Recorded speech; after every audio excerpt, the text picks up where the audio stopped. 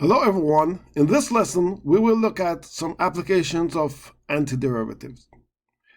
We've looked at techniques for integrating a very large variety of functions involving products, quotients, compositions, and so on later in the text. Here we turn to one common use of antiderivatives that arise often in many applications, that of solving differential equations. A differential equation is an equation that relates an unknown function to one or more of its derivatives. A simple example is of the form dy dx is equal to f of x. If we solve a differential equation, we get antiderivatives of the form f of x plus c. Sometimes we're interested in finding the values of c such that the solution curve passes through some point x naught, y naught. The condition y of x sub naught is equal to y sub naught is the initial condition. The problem to be solved, dy dx is equal to f of x, given the initial condition y of x naught is equal to y naught, is called an initial value problem. Example: solve the following differential equation given the initial condition provided. Dy dx is equal to 6x squared given y of 1 equals 5. So our problem is to find the solution for dy dx equals 6x squared given an initial condition that y of 1 was equal to 5. Right? Y of 1 equal to 5. So what I want to do first of all, just rewrite it a little bit with dy on this side is equal to 6x squared dx on the right, and then we take integral of dy is equal to 6x squared dx, and 6x squared dx, you can, by the scalar multiple idea, pull the 6 to the front, so that's 6 times the integral of x squared dx.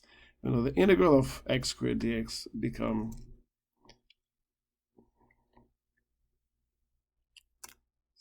6x cubed over 3, which will simplify to 2x cubed.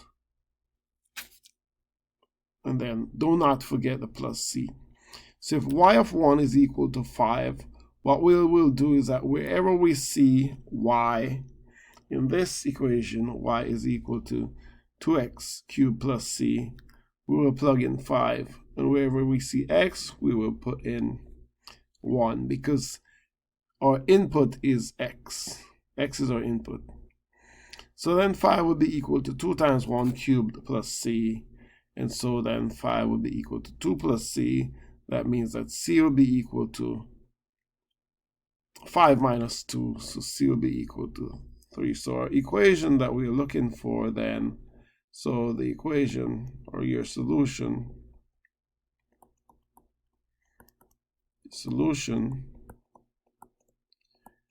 would be y is equal to 2x cubed plus 3, and that is our solution for this initial value problem. Okay, so let us look at some applications of antiderivatives to business. Let C of x be the production cost of producing x units of an item. The marginal cost function is C prime of x. A craftsman can produce x custom cutting boards with a marginal cost function. C prime of x is equal to 3x squared minus 120x plus 910.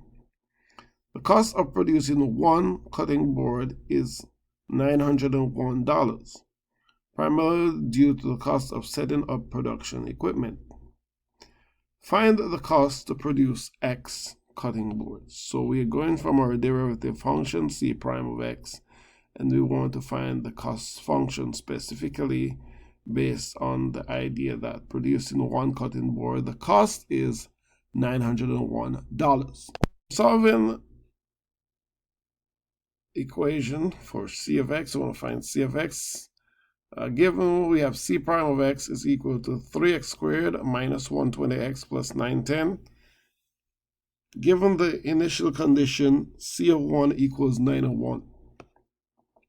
The c of x function then will be integrating this power function. So that'd be 3x cubed over 3 minus 120x squared over 2 plus 910x plus c.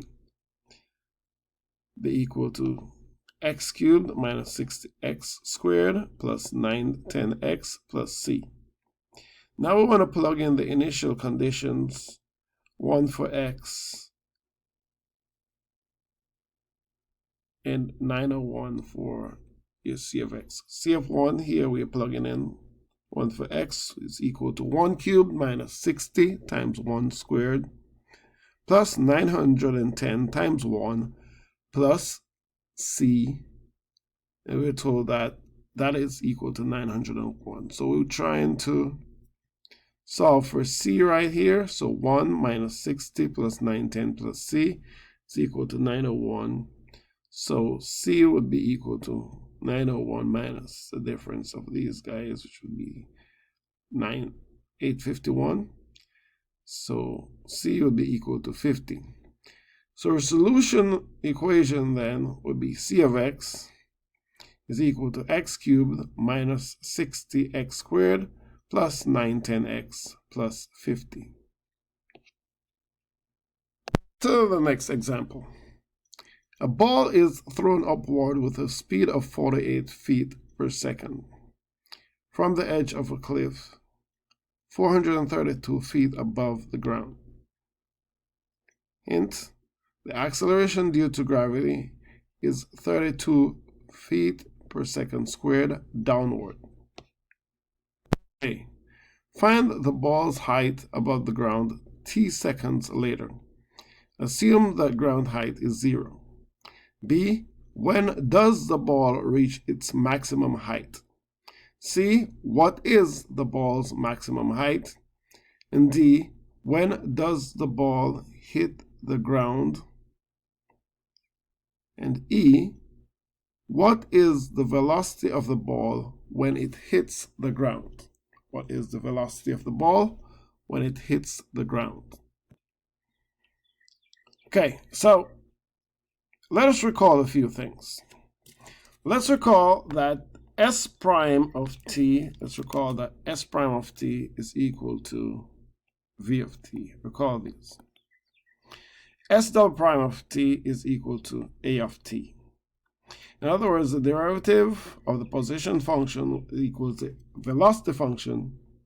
The second derivative of the velocity function is your acceleration function. We know from our given information that A of t is equal to negative 32.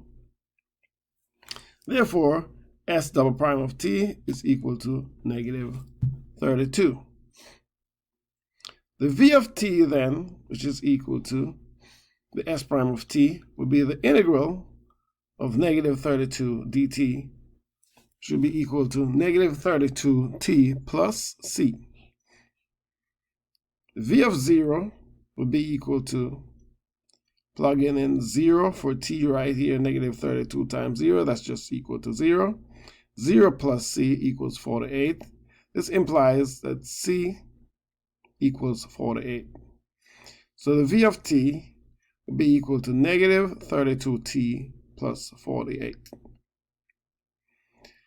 The S of t will be the integral of the V of t,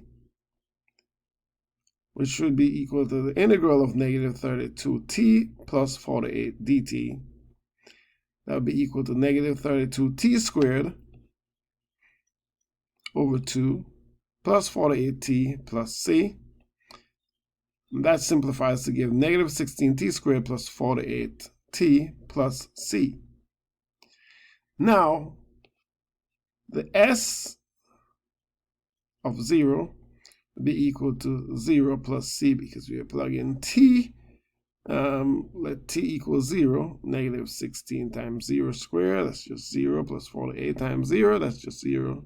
So 0 plus c, and we know that that was equal to 432.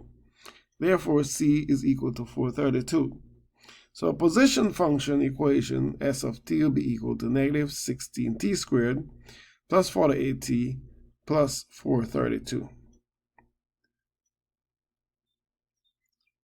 Let's try to find our maximum height. Maximum height occurs when v of t is equal to 0. So then our v of t function, negative 32t plus 48, set that equal to 0. Then I want to solve for t. So t will be equal to 48 over 32. That would be 3 over 2 seconds. The s of 3 over 2 will be equal to negative 16 and 3 over 2 squared plus 48 times 3 over 2 plus 432. That would be equal to 468. So the maximum height is 468 feet. The ball hits the ground when s of t is equal to 0. Therefore, set negative 16t squared plus 48t plus 432 equals 0. We can divide through everything by negative 16 to get t squared minus 3t minus 27 equals 0. Then we can apply the quadratic formula. The quadratic formula, if we let our a equals 1 from here, a equals 1, b equals negative 3, and c is equal to negative 27. We know our quadratic formula. T will be equal to negative b plus or minus the square root of b squared minus 4ac all over 2a. And so t will be equal to 3. That's a negative of negative 3. That gives us positive 3. Plus or minus the square root of negative 3 squared minus 4 times 1 times negative 27 all over 2 times 1. That gives you 3. Plus or minus square root of 117 over 2.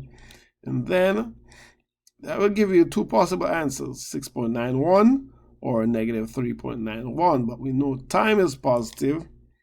So this negative does not work because time is positive. Not included. Time is positive. Time is positive. So then we choose a solution 6.91. So the ball hits the ground when or after t of time 3 plus radical 117 over 2, or after 6.91 seconds. Finally, we want to find velocity. It hits the ground, so we plug in the 3 plus radical 117 over 2 into the v of t function, and so the v of 3 plus or minus radical 117 over 2 is equal to negative 32 times 3 plus radical 117 over 2 plus 48. That gives you negative 176.97. So the ball is traveling downward at 176.97 feet per second when it hits the ground. Thank you. Please like and subscribe, and see you next lesson.